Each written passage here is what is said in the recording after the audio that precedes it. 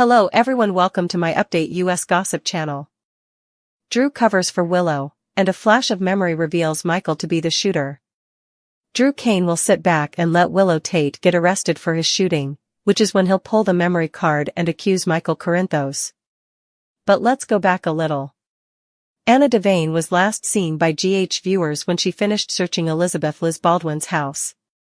She was aware that Willow had been living there ever since Drew's failed wedding, and recently discovered evidence suggested that the nurse was a possible primary suspect in Drew's shooting. At the conclusion of the show on Friday, October 10th, Anna had a gun-sized object wrapped in a white cloth and asked Liz to accompany her to the station. Having said that, Anna also inquired about Liz's current location. Willow, rather than Liz, is evidently Anna's target. In the meantime, Willow was working at the hospital, but she was in Drew's room talking about how Michael had let her see Wiley and Amelia Corinthos. Although they are controlled 1-hour sessions with a family therapist, Willow will take what she can get for her children at this point. The mom was almost looking forward to the meeting that was going to be held later that day because she wanted so badly to spend time with Wiley and Amelia. Drew believed it was a ruse, and to his credit, he had a reasonable expectation that the therapist, who was employed by Michael, would testify at a custody hearing that Willow was an unfit mother. Willow also considered this, but she was willing to take the chance to spend time with the kids. Willow will most likely be brought in for questioning or arrested by Anna this week. Things look very suspicious for the nurse because Anna probably found Edward Quartermain's gun in Willow's room. Since Willow was chatting with Drew during the October 10th show, it's easy to imagine Anna showing up in his room and taking the nurse to the PCPD. Drew has stated numerous times that he only wants to blame Michael and doesn't actually care who shot him. Drew is bursting with desire to impose yet another prison term on Michael at any cost. Drew would gain vengeance on Michael, Willow would regain custody of Wiley and Amelia, and she would view him as the hero.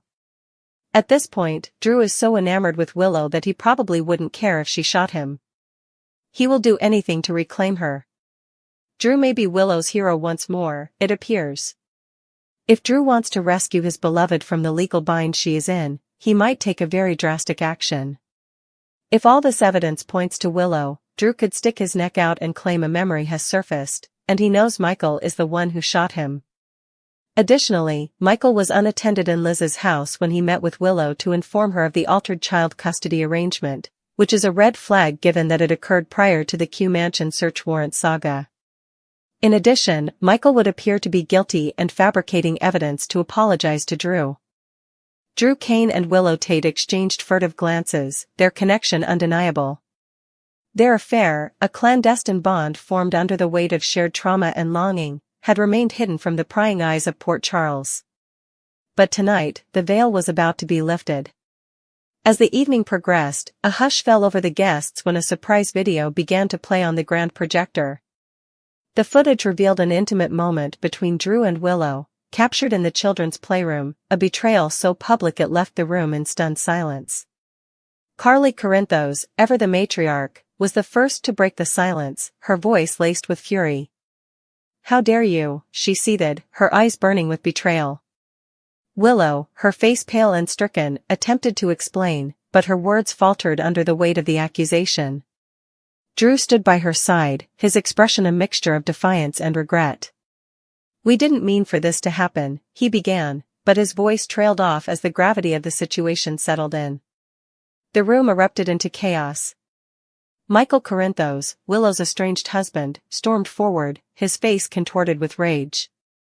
"You betrayed me," he spat, his voice trembling with emotion. "And you," he turned to Drew, "you're supposed to be family." Amidst the turmoil, the authorities arrived, summoned by an anonymous tip. Willow was taken into custody, her hands cuffed behind her back as she was led out of the mansion. Drew watched helplessly, his heart torn between his love for Willow and the consequences of their actions. Act 2, The Confrontation. In the sterile confines of the Port Charles Police Department, Willow sat in an interrogation room, her mind racing. She had been charged with multiple offenses, including adultery and breach of trust, both serious in the eyes of the law and the community. The weight of her actions pressed heavily upon her chest. The door creaked open, and Drew entered, his face drawn with exhaustion. He took a seat across from her, his eyes filled with a mixture of sorrow and determination. "Willow," he began softly, "I'm so sorry. I never wanted this to happen." Willow met his gaze, her eyes brimming with unshed tears. "We were reckless," she whispered. "But I love you, Drew. I always have." Drew reached across the table, taking her hand in his. "I love you too," he confessed, his voice thick with emotion. "But love isn't enough to undo the damage we've caused." Their moment of connection was interrupted by the arrival of the district attorney, who entered with a stack of files. "Ms. Tate," she began, "the charges against you are serious. You face potential jail time." Willow's heart sank. The reality of her situation was becoming all too clear. Act 3, The Revelation. As the days passed, Willow's legal team worked tirelessly to prepare her defense. Drew remained by her side, offering support and comfort, though he knew his own involvement in the affair could complicate matters. The media frenzy surrounding the scandal only added to the pressure, with tabloids splashing their faces across front pages and public opinion turning against them. One evening, as they sat together in the Tate Kane residence, Drew turned to Willow, his expression serious. "There's something I need to tell you," he said, his voice barely above a whisper. Willow looked at him, concern etching her features. "What is it?" Drew hesitated, then spoke the 6 words that would forever change their lives. "I slept with your mother, Nina." The words hung in the air, a heavy silence following their utterance. Willow recoiled as if struck, her face paling. "What?" she breathed, her voice trembling. Drew nodded, his own guilt evident. "It was a mistake," he said quickly. "It meant nothing. But I need you to know." Willow stood abruptly, her chair scraping against the floor. "How could you?" she whispered, more to herself than to him. "How could you do this to me?" Tears welled in her eyes as she turned away, her back to him. Drew remained seated, his heart breaking at the sight of her pain. The revelation of Drew's affair with Nina added another layer of betrayal to an already complicated situation.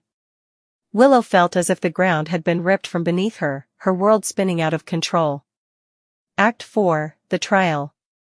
The day of Willow's trial arrived, and the courtroom was packed with spectators eager to witness the drama unfold. Drew sat in the front row, his presence a silent testament to his commitment to Willow. He had been subpoenaed to testify, and though he dreaded the thought of recounting his actions, he knew it was necessary. As the proceedings began, the prosecution painted a damning picture of Willow's actions, highlighting the affair and the subsequent fallout. The defense, however, argued that while Willow had made mistakes, she was a victim of circumstance, manipulated by those around her. When Drew took the stand, the room fell silent. He recounted his relationship with Willow, their shared moments of joy and sorrow, and the events leading up to the affair. He admitted his wrongdoings, his voice steady but filled with remorse. "I betrayed her," Drew stated, his gaze fixed ahead. "But I love her, and I would do anything to make things right." The jury listened intently, the weight of his words settling over them. The defense rested, and the judge called for a recess. Act V, The Verdict. The tension in the courtroom was palpable as the judge returned to deliver the verdict. Willow stood, her hands clasped in front of her, her heart pounding in her chest. Drew remained seated, his eyes never leaving her. "In the case of the People versus Willow Tate," the judge began, "the court finds the defendant guilty of adultery and breach of trust." A collective gasp swept through the room. Willow's knees buckled, and she would have collapsed had it not been for Drew, who rushed to her side, steadying her. However, the judge continued, "The court acknowledges the defendant's remorse and the extenuating circumstances surrounding the case. Sentencing is deferred pending a psychological evaluation." Relief washed over Willow, though the guilt and shame still lingered. She had been found guilty, but there was hope, hope that she could rebuild her life, hope that she could find redemption. Act 6, The Aftermath. In the weeks that followed, Willow faced the consequences of her actions.